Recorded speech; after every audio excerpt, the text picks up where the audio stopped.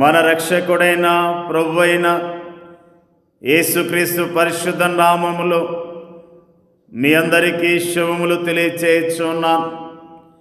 ఈరోజు బలపరిచే వాక్యము 2వ రాజుల గ్రంథము 4వ అధ్యాయము 9వ వచనము.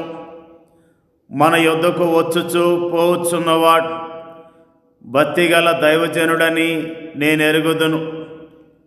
ఈ రోజున దైవజనుడైన ఎలీషా ప్రవక్త గురించి శూన్యమీరాలు పలికిన మాటలు జ్ఞాపకం చేసుకుంటూ ఉన్నాం. మనము మన ప్రభువుకు ఎంతో రుణపడి ఉన్నాం. మనము ఆయన అనుసరిస్తూ ఆయన కోరికలను తీర్చవలసిన అవసరత మనకున్నది. ఇంతకు ఆయన మన నుండి ఏమి కోరుతున్నాడు? ఆయన మన నుండి ఏమి ఆశిస్తున్నాడు? ఆయన మన సహవాసాన్ని ఆశిస్తున్నాడు. నిజమైన ప్రేమ మాత్రమే అలా ఆశిస్తుంది. మన పట్ల ఆయన ప్రేమ నిజమైన ప్రేమ, నిస్వార్థమైన ప్రేమ. అందుకే ఆ ప్రేమ మన సహవాసాన్ని ఆశిస్తుంది. మన సహవాసములో ఆనందించాలని కోరుకుంటుంది. ఈనాటి ధ్యాన వచనములో దైవజనుడు అనుదినము ఒక స్త్రీ ఇంటి మీదుగా వెళ్ళినట్లుగా మనం చదువుతున్నాం. మన ప్రభువు కూడా అలానే చేస్తున్నాడు. ఆయన మన హృదయాలలో, మన జీవితాలలో స్థానాన్ని అన్వేషిస్తున్నాడు.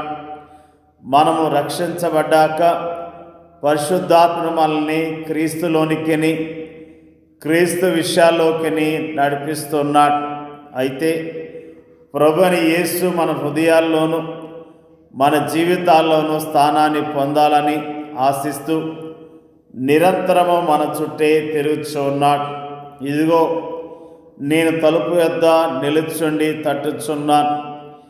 ఎవడైనాను నా స్వరం విని తలుపు తీసినడలా నేను అతని యొద్దకు వచ్చి అతనితో నేనును నాతో కూడా అతడును భోజనము చేయుదుము అని ప్రభు అయిన యేసు పలకటాన్ని ప్రకటన గ్రంథములో మనము చదువుతున్నాం.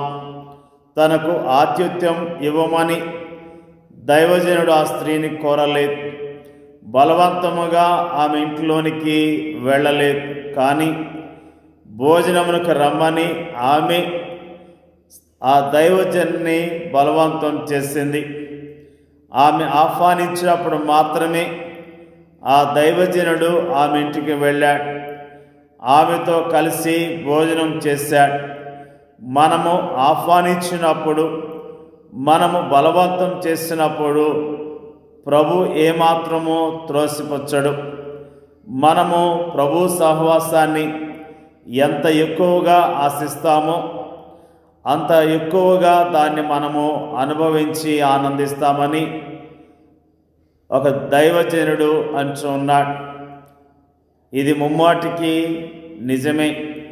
మనము నిజముగా ప్రభువుని ప్రేమిస్తున్నట్లయితే, మనము నిజముగా ఆయనను ఆశిస్తున్నట్లయితే మనం తప్పక ఆయన సహవాసాన్ని కోరుకుంటాం.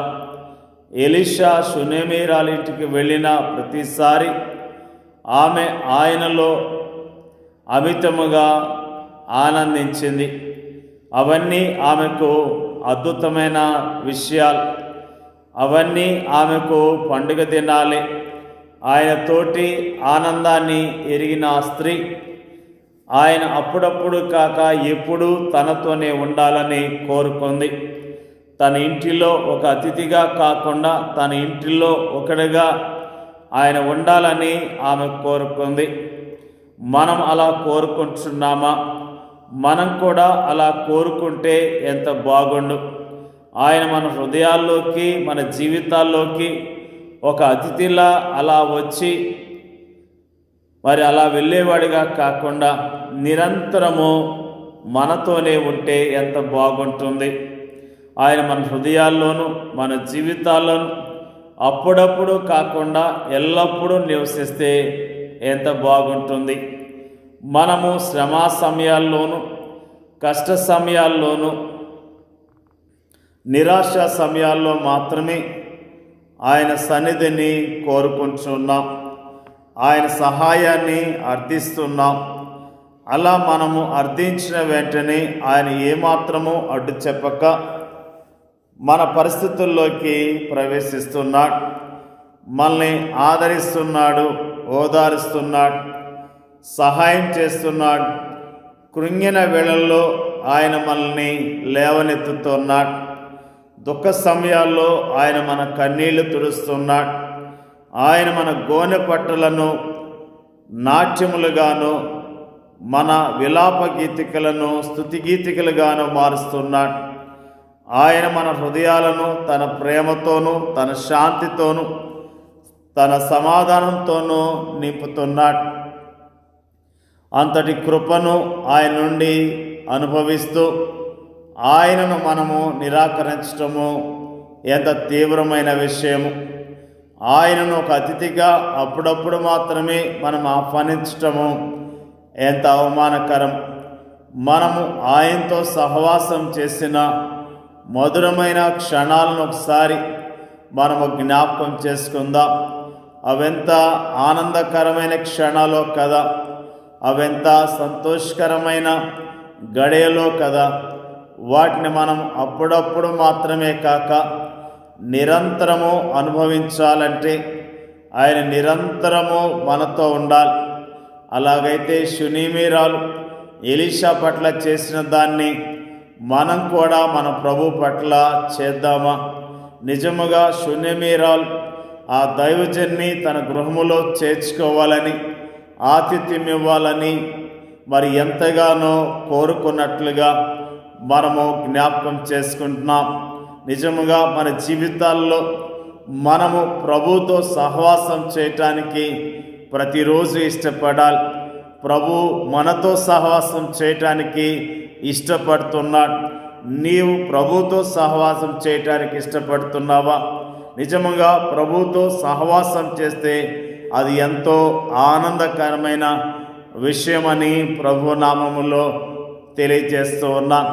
నిజముగా ఆయన సన్నిధిలో మనము చక్కగా ఆయన్ని ఘనపరుస్తూ ఆయన స్తుతిస్తూ ఆయనతో సహవాసం చేసినట్లయితే మనం ఎంతగానో దీవించబడతామని ప్రభు నామములో తెలియజేస్తూ ఉన్నా. ప్రభువారు మనతో ఆయన ఇచ్చిన వాగ్దానం సదాకాలం మీతో కూడా ఉన్నానని వాగ్దానం చేశాడు.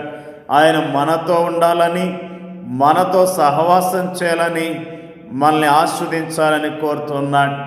మనం కూడా ప్రభు సహవాసాన్ని కోరుకుందాం, ప్రభుకి సమయాన్ని ఇద్దాం, ప్రభుని గనపరుద్దాం, ఆయన సాక్షులుగా ఈ లోకములో జీవిద్దాం.